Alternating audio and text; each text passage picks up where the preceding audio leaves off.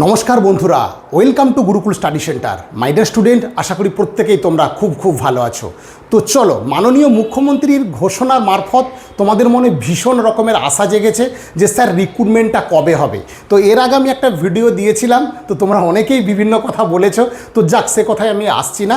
তো দেখো, recruitment process অনুযায়ী প্রত্যেক সেক্টরে রিক্রুটমেন্ট যদি না হয় সেই সেক্টর কিন্তু চলে না। আউটসোর্সিংভাবে ইঞ্জিনিয়ার নিয়ে কিন্তু সেগুলো অতদিন সঠিকভাবে প্রস্তুতি চলে না, সেটা কিন্তু সরকার অলরেডি বুঝে গেছেন এবং চাইছেন পার্মানেন্ট রিক্রুটমেন্ট করতে। তাই সেক্ষেত্রে আশার আলো আবার তৈরি হয়েছে। 4-5 বছর অতিক্রান্ত হওয়ার পর টিসিএলে কিন্তু আবার একটা বিশাল ভ্যাকেন্সি আসছে, সেই ভ্যাকেন্সি কিন্তু রিক্রুটমেন্ট হবে। এখন বিষয় হচ্ছে তোমাদের মনে একগুচ্ছ কোশ্চেন, সেই কোশ্চেনের অত উত্তর দিতে গেলে এই ভিডিও 1 ঘন্টার উপর চলে যাবে। আমি বেসিক তোমাদের যেটা বলে দিই যে সিলেবাস হয়তো যেটা টেকনিক্যাল ফুল সিলেবাস থাকে সেটার উপরেই তোমরা প্রস্তুতি নাও। আমি অনেক প্রশ্ন ছিল, তার মধ্যে যেটা মেন আমি উত্তর বুঝে পেলাম যে তোমরা যারা প্রিপারেশান নিচ্ছ, যারা বা নেবে ভাবছো, তাদের মধ্যে একটা জিনিস তোমরা তৈরি করো যে সিলেবাস তোমরা বারবার জানছো সিলেবাসটা কি। আমি বলবো টেকনিক্যাল তোমাদের ডিপ্লোমার অ্যাজ এ 2026 বা 2025-এর যে ডিপ্লোমার নিউ সিলেবাস আছে সেই সিলেবাসটা তোমরা ডাউনলোড করে নাও এবং সেই সিলেবাস ধরেই তোমরা প্রস্তুতি নাও। এবার তার মধ্যে একটা জিনিস তোমাকে জানতে হবে যে ডিসিএলের যদিও এখন ইন্টারভিউ হয়নি, তো সেক্ষেত্রে বলবো হয়তো নিউ রিক্রুটমেন্ট আবার হতে পারে। কারণ কি বলছি আমি, ডিসিএলের কিন্তু বহু পোস্টেই সিট ফাঁকা আছে। সেই পোস্টে দেখা যাবে আমাদের এর ক্ষেত্রে আমরা কেএমসির ক্ষেত্রে দেখেছিলাম একটা পরীক্ষা হয়ে গেছে, আবার নিউ ভ্যাকেন্সি কিন্তু পরীক্ষার জন্য বেরিয়ে গেছে। কারণ যে ভ্যাকেন্সি দিয়ে একটা সিট ফিল আপ করা হয়, পরবর্তী যে ভ্যাকেন্সি থাকে সেটাকে আবার নতুন অ্যাডভার্টাইজমেন্ট থেকে যুক্ত করে নেওয়া হয়। তো আশা করি আমার কথাটা বুঝতে পেরেছো। তো সেক্ষেত্রে আমি বলবো যে দুটোরই হয়তো ভ্যাকেন্সি বেরোলেও কিন্তু আপাতত যে খবরটা খুব গুরুত্বপূর্ণ, টিসিএল কিন্তু ভ্যাকেন্সি আসছেই এবং প্রিপারেশান নিতে হবে। এবার কোথা প্রসঙ্গে বলি, তোমাদের বলছিলাম যে সিলেবাসটা তোমরা বারবার বলছিলে, তো আমি বললাম যে ডিপ্লোমার ফুল সিলেবাসটা তোমরা ডাউনলোড করো। এরপর একটা বিষয় তোমাদের মাথায় রাখতে হবে, বিশেষ করে যারা পুরনো স্টুডেন্ট তারা তো পারবেই, নতুনদের ক্ষেত্রে বলবো ওয়েটেজ পেপারটা কিন্তু খুব ভাইটাল, যে টিসিএল কোন ওয়েটেজ পেপারের উপর ডিপেন্ড করে পরীক্ষাটা নেবে। তো সেটা আমি আগে বলে দিচ্ছি, তার আগে সঙ্গে বলবো যদি কেউ নতুন আমাদের এই চ্যানেলে হয়ে থাকো অবশ্যই তোমরা এই আমাদের ইউটিউব চ্যানেলটা সাবস্ক্রাইব করো। এখান থেকে তোমরা টেকনিক্যাল তার সাথে সাথে নন টেকনিক্যাল সমস্ত পরীক্ষার আমি যে আমাদের সাকসেসফুল ক্যান্ডিডেট কয়েক শত সাকসেসফুল ক্যান্ডিডেটদের ভিডিও কিন্তু আমি প্রোভাইড করেছি, তোমরা সেগুলো দেখবে এবং সেখান থেকে অনেক কিছু অভিজ্ঞতা তোমাদের মধ্যে আসবে। তো আমি সরাসরি চলে যাই। তোমাদের অনেকগুলো কোশ্চেনের মধ্যে মেন যে কোশ্চেনটা ছিল যে স্যার এটা কি এসএসসি বা ইউপিএসসির মতো হবে, অর্থাৎ পার্ট এ বা পার্ট বি হবে বা টায়ার 1 টায়ার 2 হবে। দেখো, এটা বুঝতে পারা যাচ্ছে বা এইটুকু আমাদের অভিজ্ঞতা থেকে বুঝতে পারছি যে সরকারের হাতে কিন্তু যথেষ্ট সময় কিন্তু নেই। শুধু রিক্রুটমেন্ট প্রসেসটা 100% স্বচ্ছতা করার জন্য তাদের চেষ্টা করছে যে কোনো একটা ভালো অর্গানাইজেশান, সেক্ষেত্রে পিএসসির মতো সাংবিধানিক বডিকে দিয়ে কিন্তু পরীক্ষাটা করাতে। সেক্ষেত্রে হলে কি হবে, তাহলে সেক্ষেত্রে পিএসসির মতো পিএসসি যদি এত লোড খায় তাহলে সেক্ষেত্রে তার পক্ষে কি পার্ট এ বা পার্ট বি বা টায়ার 1 টায়ার 2 করে বছর ভর করে রিক্রুটমেন্টটা কমপ্লিট করতে পারবে? সেক্ষেত্রে হয়তো থাকবে না, একদিনই একটা পরীক্ষা হবে। সেক্ষেত্রে হয়তো পার্ট এ টেকনিক্যাল থাকবে আর পার্ট বি নন টেকনিক্যাল থাকবে। এর আগে যেটা হয়েছে সেটা হচ্ছে তোমরা দেখেছো যে পার্ট এ টেকনিক্যাল, সেখানে হয়তো 60 নম্বরে তোমাদের টেকনিক্যাল থাকতো এবং বাকি নম্বরটা তোমাদের কিন্তু নন টেকনিক্যাল থাকতো। আমি যেটা বলবো যে নন টেকনিক্যালের মধ্যে বাংলা হয়তো বেশি গুরুত্ব পাবে, বাংলা আর ইংরেজিটা তোমরা অবশ্যই তৈরি করো। টেকনিক্যালের আমি সেই সাবজেক্টগুলো বলে দিচ্ছি যেগুলো থেকে ওয়েটেজ সাবজেক্ট, এর আগে হয়তো ভিডিও একটা দিয়েছিলাম, যদি কেউ দেখে থাকো সেই ভিডিও দেখো, আর যদি না দিয়ে থাকি সেখানে হয়তো আমি আজকের যে ওয়েটেজ পেপার আমি 6টা বলে দিচ্ছি, সেই 6টা থেকে তোমরা কিন্তু প্রিপারেশনটা নাও। আমাদের গুরুকুল স্টাডি সেন্টার তোমাদের এর আগে ভিডিওতে তোমরা অনেকেই আমাকে হোয়াটসঅ্যাপ অলরেডি করেছো যে স্যার আপনাদের অনলাইন ক্লাস কবে থেকে শুরু হচ্ছে। আমরা অনলাইন ক্লাস খুব রিসেন্ট শুরু করব, আমরা আপকামিং যে মান্থ আসছে সেই মান্থে শুরু করব। তোমরা যারা হোয়াটসঅ্যাপ করেছিলে সমস্ত আমাদের খাতায় নোট করা আছে এবং তোমরা পারলে আরেকবার যদি হোয়াটসঅ্যাপ করে দাও সেটাও ভালো, কারণ আমাদের যেহেতু স্যারেরাই আমরা বিষয়টা কন্ট্রোল করি তাই একটু হয়তো সময় লাগছে সিস্টেমটা রেডি করতে।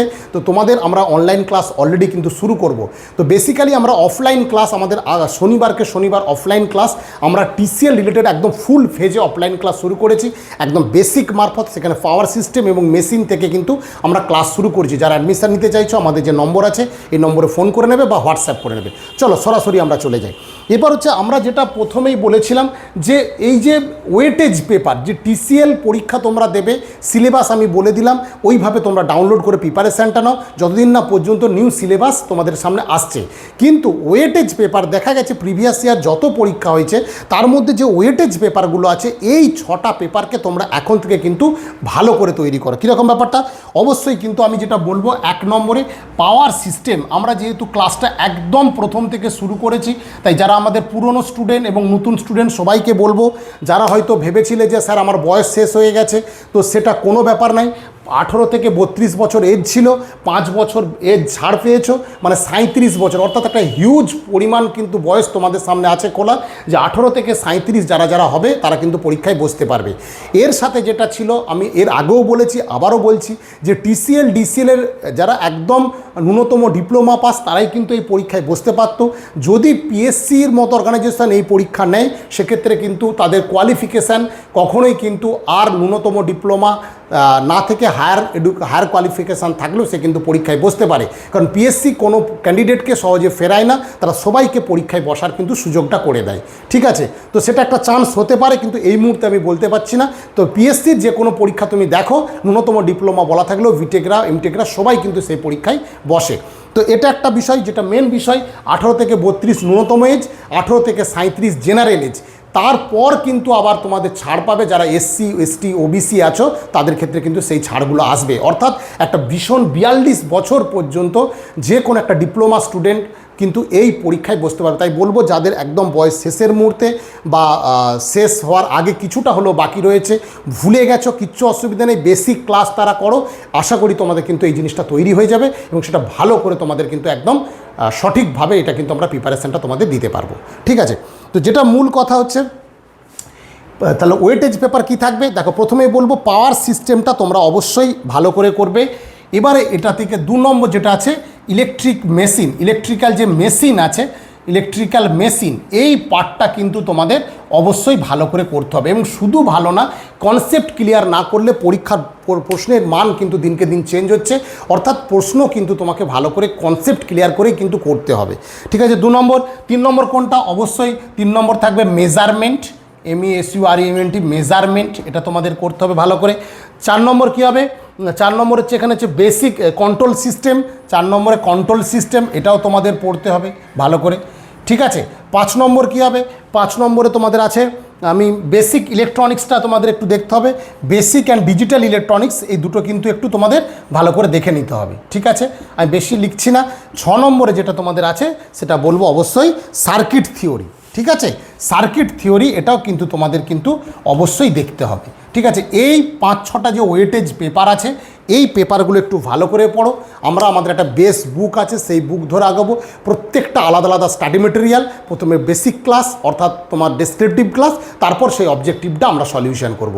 এইভাবে প্রত্যেকটা ক্লাস আমরা করছি। যারা অনলাইন ক্লাস করতে চাইছো, আশা করি আমরা আগামী সপ্তাহে বা তার পরের সপ্তাহে শুরু করে দিতে পারবো। তোমরা আরেকবার হোয়াটসঅ্যাপ আমাদের করে দেবে, যদিও লেখা আছে, ফোন হয়তো তোমাদেরকে করবে। আর যারা নতুন অফলাইন ক্লাস করতে চাইছো, আমাদের গুরুকুল স্টাডি সেন্টার গড়িয়া স্টেশনের পাশে এটা আছে সেন্টার। তো একদম শনিবারকে শনিবার আমাদের ক্লাস হয় টেকনিক্যাল, রবিবার বুধবার বৃহস্পতিবার এই 3 দিন নন টেক সেকশন আছে। তুমি যে কোনো দিন একদিন নন টেক সেকশন নিতে পারবে, ফুল ফেজে নন টেক সেকশন পাবে। তো এই ডিটেলস তোমাদের সামনে প্রোভাইড করলাম। অবশ্যই যদি ভিডিও ভালো লেগে থাকে আমাদের ভিডিওটা শেয়ার করবে, আর অবশ্যই একটা ভালো লেগে থাকলে লাইক করবে। প্রত্যেক স্টুডেন্টকে বলবো সঠিক পদ্ধতিতে সঠিকভাবে পড়ো, সায়েন্টিফিক উপায়ে পড়াশোনা করো। শুধু শুধু এদিক সেদিক করে PDF নিয়ে পড়াশোনা করো না, একটা বেস লেভেল ধরে আগাও, তুমি কিন্তু অবশ্যই সাকসেস পাবে। ঠিক আছে, আজকে এ পর্যন্তই। সবাই ভালো থেকো।